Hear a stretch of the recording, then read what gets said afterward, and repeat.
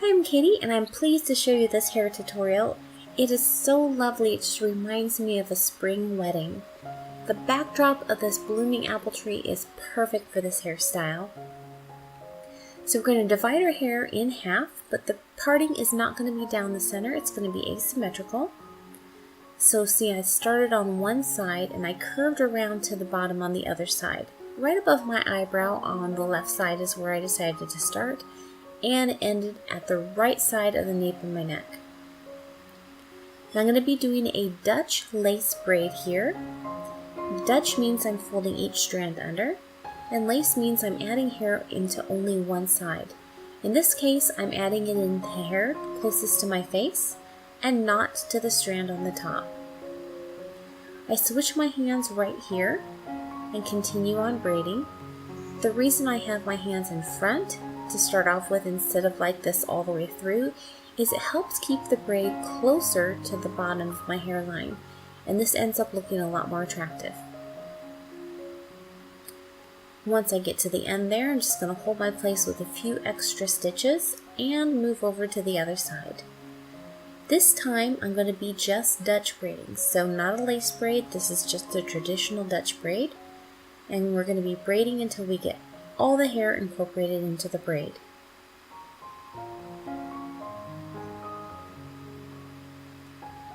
And you'll see in a minute why I did a lace braid on the other side and why it's not needed on this side.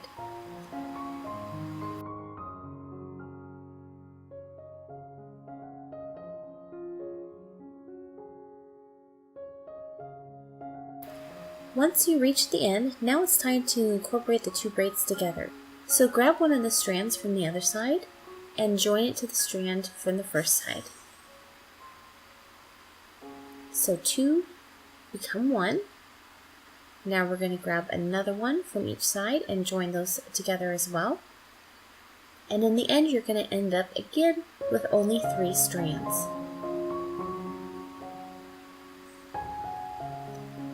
Now braid down fairly tightly, about 4 to 5 stitches. Then hold your braid securely into place, and now we're going to start flaring out the braid.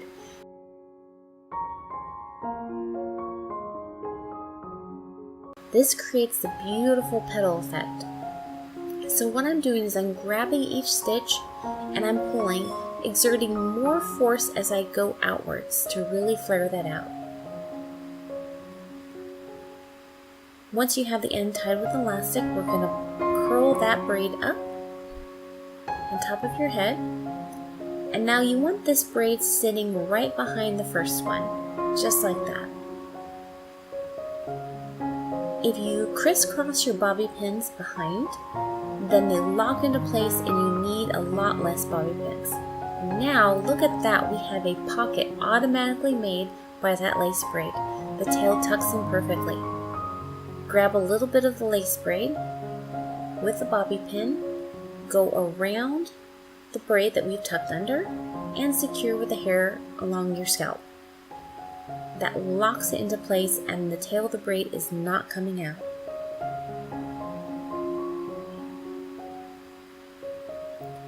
I really love this hairstyle. I didn't think that I would because I've tried so many hairstyles similar to this, like the Milk Maid braids, a lot of the crown hairstyles.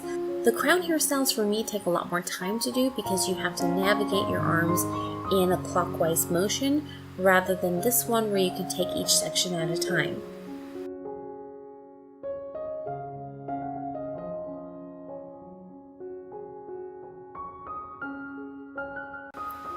I hope you enjoyed this hair tutorial and that you'll try it out as well. If you do, please let me know in the comments below. Don't forget to give me a thumbs up and hit the subscribe button if you have not already. Thank you so much for joining me, and I'll see you soon with a new video.